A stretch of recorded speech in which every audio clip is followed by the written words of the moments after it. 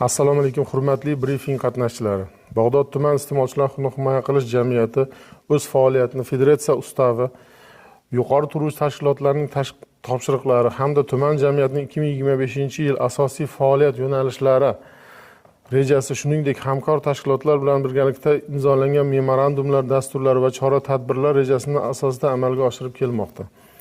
Asosiy faoliyat yo'nalishlarimizdan biri iste'molchilar huquqini va bilim iste'mol madaniyatini oshirish ekan. Bu birinchi navbatda iste'molchilarning huquqlarini himoya qilishdagi O'zbekiston Respublikasining qonuni, mazmun mohiyati, shuningdek sohaga oid qonunchilik asoslarini aholining keng qatlamlari ongiga yetkazishdan iboratdir. Ushbu masalalarda hisobot davrida 45 ta yozma va og'zaki targ'ibot shaklidagi tadbirlarni shakllantirildi.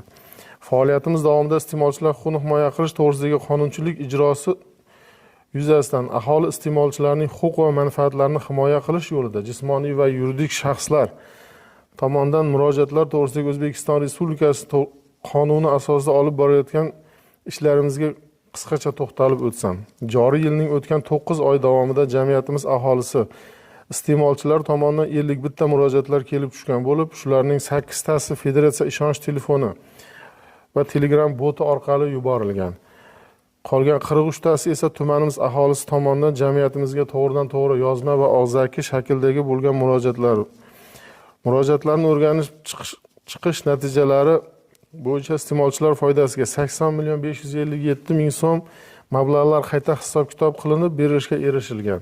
Kelib tushgan murojaatlar tarkibiga qaralsa, ularning 16 tasi yozma, 33 tasi og'zaki va 2 tasi elektron shaklda kelib tushgan bo'lib, sohalar kesimiga qaralganda eng ko'p, ya'ni 39.2% kommunal idoralar, ya'ni elektr, gaz, suv va boshqa tashkilotlar xizmatlari yuzasidan, 33.3% esa savdo sohasiga to'g'ri keladi. Qolgan qismi uy-joy xo'jaligi, sog'liqni saqlash, aloqa, internet sohalari bo'yicha muammolar yuzasidan kelib tushgan murojaatlardan iborat bo'ladi.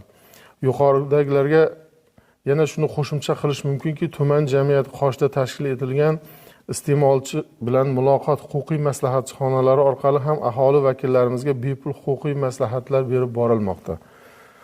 Jumladan, o'tgan davrda shu maslahatxona orqali 70 nafar fuqaroga savdo, gaz, suv, kommunal sohalar, sog'liqni saqlash va boshqa xizmat ko'rsatish yo'nalishlarida huquqiy maslahat yordamlari ko'rsatilgan. Shuning bilan birgalikda tuman jamiyati tomonidan federatsiya hamda hududiy birlashma topshiriqlari asosida ichki bozorlarda sotilayotgan iste'mol tovarlar, ish xizmatlar sifati va xavfsizligini amaldagi qonunchilik talablariga mos kelishi yuzasidan 14 ta jamoatchilik nazorati tartibidagi kuzatuv o'rganuvlar ham o'tkazilib, o'rganish yakunlari bo'yicha yuqori turuvchi idoralarga tegishli tartibda ma'lumotlar kiritilgan. Tuman jamiyati mutaxassislari tomonidan hudud aholisini iste'molchilik sohasidagi oid bilimlar va iste'mol madaniyatini oshirish, ularning huquq va manfaatlarini himoya qilish, qonunchilik yuzasidan jamoatchilik nazoratini tartibini olib borish ishlari tizimli ravishda asosli davom ettirilmoqda. E'tiborlaringiz uchun rahmat.